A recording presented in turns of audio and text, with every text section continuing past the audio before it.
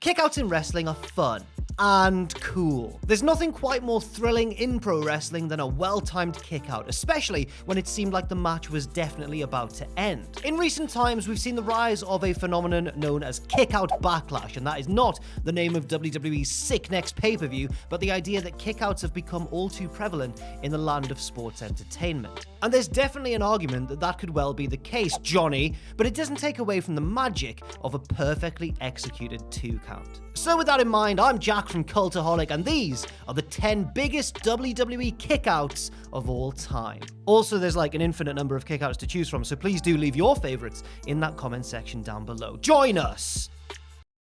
Number 10, Cactus Jack versus Triple H from the 2000 Royal Rumble. We are starting off with a classic, everybody, and all of the important tropes are here. For example, it came towards the end of a grueling war between 2 huge stars. It also happened in a world title match at a Big 4 pay-per-view, and also it involved one of the most heavily protected finishers of all time, the pedigree. Towards the end of their street fight at the 2000 Royal Rumble, Triple H nailed Mick Foley with a pedigree and made the cover, only for the hardcore legend to somehow kick out at 2. Now, you may have noticed before that Triple H often does something a little bit sneaky when he knows that the pedigree is gonna get kicked out of. He'll often bounce away from his opponent and take a little bit longer to actually make the pinfall attempt, which I think is his sneaky way of kind of half protecting the move by giving them a little extra time to feasibly recover. Sometimes he even does it when they're not gonna kick out of the move, like that one Booker T match at WrestleMania. Oh man, it's still annoying. That was not the case here though. This was a bona fide match-ending pedigree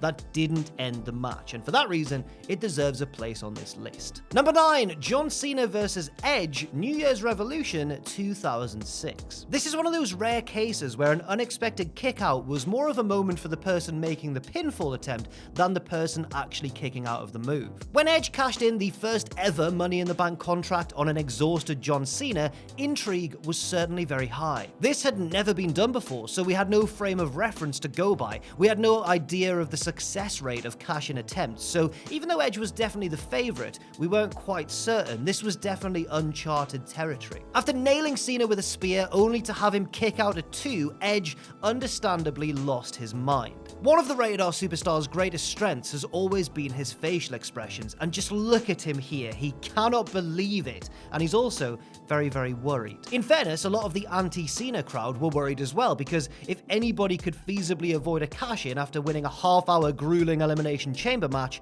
it was definitely Big Bad John. Thankfully for them, and for the career of Edge as a whole going forwards, a second spear was more than enough. Number 8, Bret Hart versus MR.PERFECT, SummerSlam 1991. Unexpected kickouts are a relatively modern phenomenon in professional wrestling. It's unlikely that Frank Gotch and George Hackenschmidt were popping their shoulders off the canvas at the last second at TakeOver collar and elbow tie-up, or whatever it was called, and even in the big sparkly televised golden era of the 80s, it was more about hitting your own big finisher than surviving your opponents. Well, unless your name was Hulk Hogan. Someone who is definitely not Hulk Hogan, and will happily let you know that he's not Hulk Hogan, is Bret the Hitman Hart. His kick out of the Perfect Plex at SummerSlam 91 is a classic example of a deadly finisher being thwarted to the absolute amazement of everyone in attendance. This one was made even better by the great Roddy Piper on commentary, who claimed that this was the first time that anybody had ever kicked out of the move. Now, I don't know if that's true. It may have been the first time it happened in disgusting mainstream wrestling, Roddy,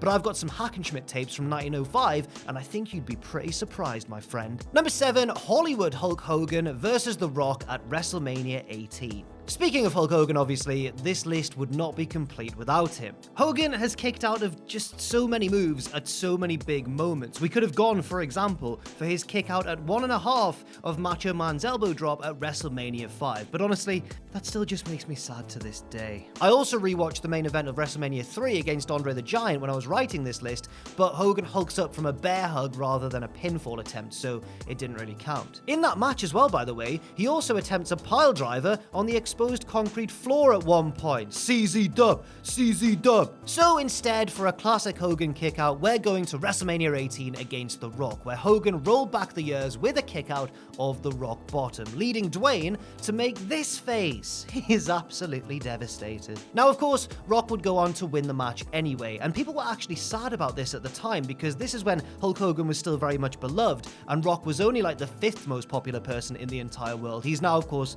the #1 most popular person in the entire world, or #2 on Tuesdays if Adam Paciotti's Twitch chat is anything to go by. Number 6, Johnny Gargano versus Tommaso Ciampa at NXT TakeOver New Orleans. It's only right that we include a kickout from the Church of Dramatic Kickouts, NXT. Now, every church has a high priest, does it? I don't know much about churches. And NXT's high priest is a certain Jonathan Wrestling Gargano. Now, I know what you're thinking. You're thinking, Jack, we've seen enough Gargano matches. We follow Matthew on Twitter. We know that Johnny Gargano kicks out of way too many moves. And you know what? Maybe he does. But this one came before Johnny was a total late kickout machine, when he was just a simple man trying to survive an unsanctioned match against his terrifying skinhead former tag team partner. We've all been there. Now, kicking out of an avalanche version of your opponent's finisher is a pretty special feat anyway, but in my opinion, this one was extra good because of the booking around it. It's easy to forget now, but at the time, most of us were absolutely certain that Gargano was losing this match and heading up to the main roster, because the stipulation was if he lost, he couldn't wrestle in NXT anymore. Instead, of course, Johnny managed to hold on and make Ciampa submit, securing his place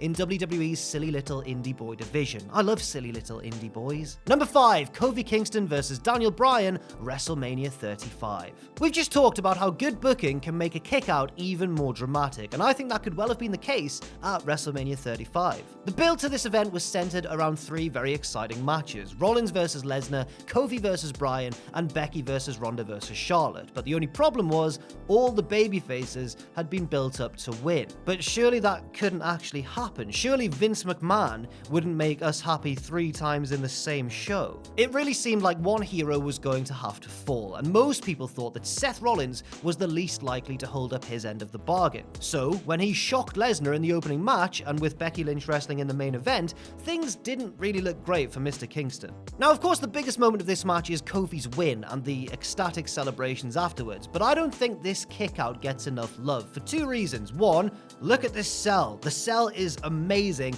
He looks legitimately knocked out from that running knee. And 2, we could barely believe that all 3 faces were going to win on the grandest stage of them all, but they did.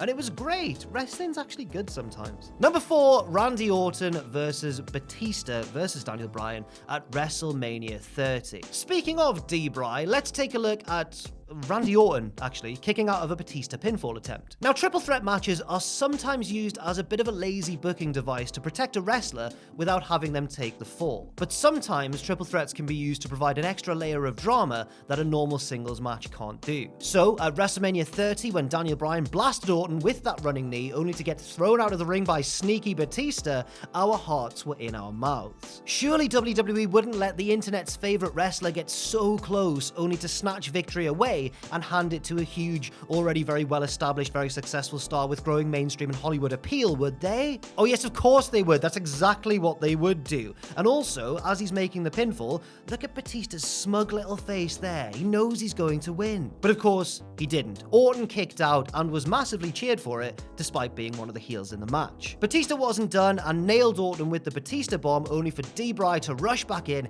hit another knee, and apply the yes lock. And the rest is history. Number 3, CM Punk versus John Cena, Money in the Bank 2011. Oh, sorry, one second. I'd just like to issue an apology. A few moments ago, I referred to Daniel Bryan as the internet's favorite wrestler, and now my Twitter mentions are full of people threatening my very existence. I'd just like to clarify at this time that the internet's real favorite wrestler is, of course, CM Punk. A lot of finisher attempts were exchanged in this 5-star main event of Money in the Bank 2011, and a few of them actually hit as well in convincing fashion. In fact, I still maintain that that Cena luckily falling out of the ring after a go to sleep is one of the more dramatic big match moments in modern WWE history. But in terms of sheer heart-stopping intensity while you're watching in real time, CM Punk's kick-out of Cena's 2 attitude adjustments are pretty hard to beat, for different reasons. They're 2 very differently executed finishes. The first AA was a bit of an out-of-nowhere flippy pancake, oop, there you go, type of finisher, the likes of which we've seen John win plenty of matches with in the past. But the second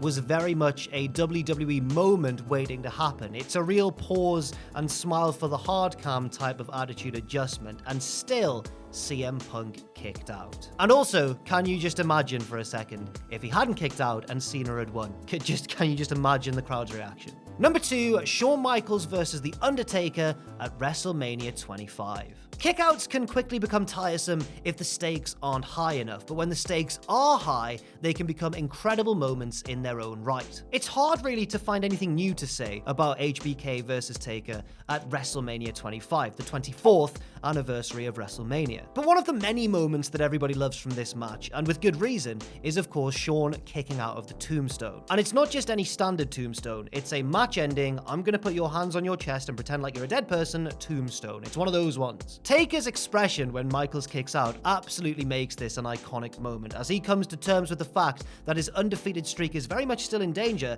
and that this cocky little pretty boy still won't die. It's pro wrestling drama at its very best. But it's not quite number 1. That's because number 1 is Undertaker versus Triple H at WrestleMania 28. Now, personal story time, I've once been kicked in the head. I'd slipped on a drink on the floor, and let me tell you, the floor of the tiny Clute nightclub in Durham is no place you want your head to be, especially when the DJs just put on the Venga Boys. So yeah, that resulted in a big ol' whack to the head. And also when I was a child, I once saw another child give his brother a pedigree on Sandhaven Beach in South Shields, where I grew up. And it wasn't on the soft, dry sand up near the car park, it was on the wet, hard sand near the sea. Now, I think it's fair to say that neither I, in that nightclub on that fateful night, nor that small boy in South Shields were really ready to continue with our days as normal after these respective incidents. But The Undertaker suffered basically both of these incidents within a second of each other at WrestleMania 28, when Shawn Michaels forgot that he was supposed to be refereeing this match and remembered that he was actually DX for life, baby. And still, to perhaps the biggest sigh of relief in WWE history,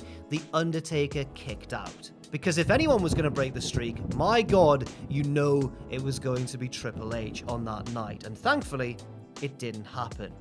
Except it wasn't Triple H, it was Brock Lesnar a couple of years later, so yeah, that was unexpected.